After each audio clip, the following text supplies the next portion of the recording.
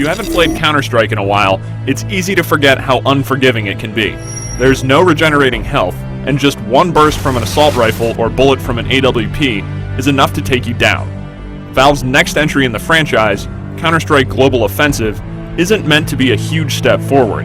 This is not Counter-Strike 2, but instead a reworking of existing mechanics with a few tweaks made to map layouts, loadout options, and the visual style.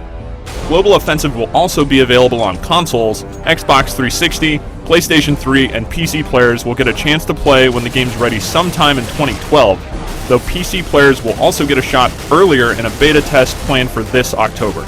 The basic gameplay in Global Offensive will be familiar to any series veteran. You split into two teams, terrorist and counter-terrorist. Depending on the map, the objectives will differ. On DUST and Aztec, the terrorists need to plant a bomb at one of two designated sites, while the counter-terrorists need to stop them. There aren't any respawns or revives, so once you die, you spectate the rest of the match.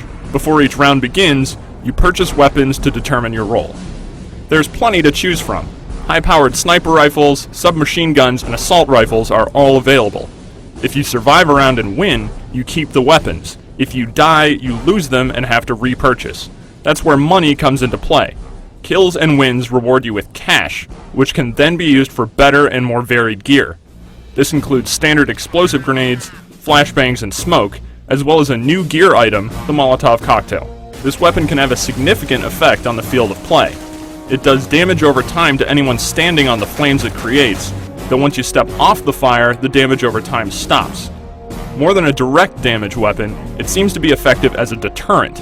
Because no player is going to want to run across a carpet of fire, the Molotov seems like it could be really useful for map control and defense. Speaking of maps, Valve's made a few changes to the DUST and Aztec maps that longtime players might appreciate. The underpass area on DUST has been widened significantly, and a new stairwell leading up from the underpass serves as a great exit point for terrorists who would previously have been pinned down by counter-terrorist snipers.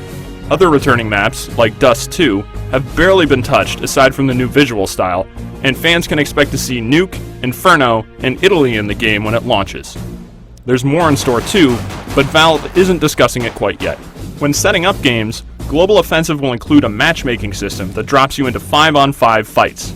You'll have a skill ranking, so ideally you'll be shooting players of appropriate skill levels, and bots of corresponding difficulties will be subbed in when human opponents aren't available.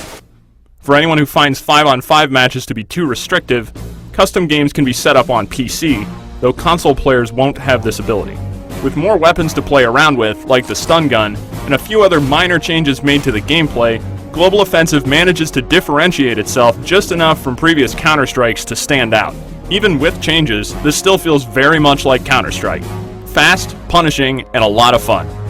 For more details on Global Offensive, head over to IGN.